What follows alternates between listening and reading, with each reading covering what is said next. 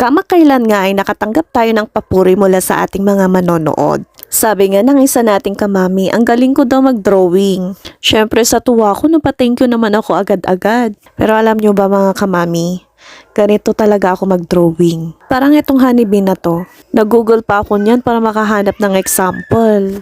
Yung mga magagandang drawing, hindi ko talaga drawing yun eh. Pinapadrawing ko lang talaga sa asawa ko. Ayun, chika lang, pero thank you sa papuri. Anyway, itong ginawa ko dito ay find the bee. Cutting nga ang goal nito at kailangan gumamit ni toddler ng scissors. Gusto ko kasi talagang makita kung kaya na niyang mahawakan yung scissors. Kaya ganito ang inihanda ko para sa kanya. Itong colored paper na ito ang magsisilbing grass niya at ito ang gugupitin niya para makita si bee. 17 months old pa lang siya nung ginawa niya ito at kitang-kita na hindi pa talaga niya kaya. Kaya at the end, pinunit-punit na lamang niya yung mga strips ng colored paper. Yun lang, thank you for watching!